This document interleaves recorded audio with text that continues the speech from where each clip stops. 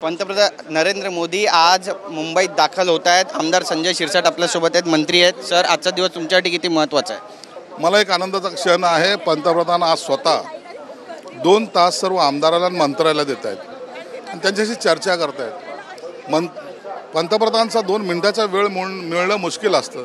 आज 2 तास आम्ही त्यांच्याशी चर्चा करणार, तर हे आमच्यासाठी उपलब्धी आहे, चांगली गोष्ट आहे। आणि घरच्या कर्त्यांनी ज्यांनी पालकत्व आमचं स्वीकारलेलं आहे त्यांनी आमच्याशी बोलावं, हा आमच्यासाठी वेगळा क्षण आहे। पण इतरांसाठी, विरोधकांसाठी ईर्षेचा दिवस म्हणावा आजचा।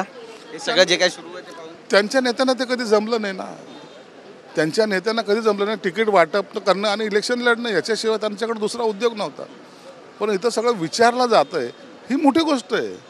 आज तुम्ही पाहताय सर्व आमदार बिलकुल अटेन्शनमध्ये आलेले आहेत। अरे काय होणार आहे, काय विचारणार आहे, काय बोलणार आहेत, कसा तो फिलिंग असणार आहे। आणि हा सगळा फील मला वाटतं हा ऐतिहासिक फील आहे। याचा निश्चितच एक चांगला इम्पॅक्ट सगळ्या आमदारावर आणि मंत्र्यावर पडेल। जे विश्वगुरू आहे त्यामुळे तुमचा गृहपाठ झालेला आहे का? आणि ज्या आमदारांमध्ये एरोगन्स पाहायला मिळालं आहे त्यांच्यासाठी आजचा दिवस धाकधुकीचा दिवस? हे बघा, एरोगन्स ज्याच्यामध्ये असेल त्याला ते मोदी आहेत ते माफ करणार नाहीत, परंतु मी गृहपाठ जरूर करून आलो आहे। काय विचारलं तर आम्हाला उत्तर देता आलं पाहिजे।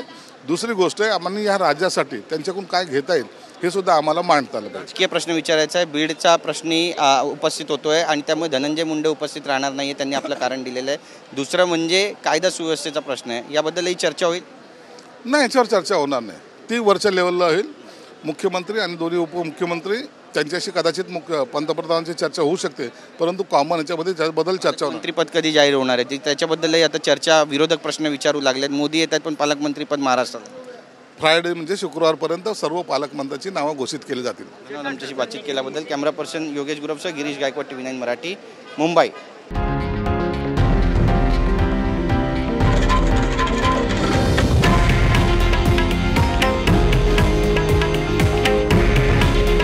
हे आहे देशातील नंबर 1 न्यूज नेटवर्क आणि आपण पाहत आहात TV9 मराठी।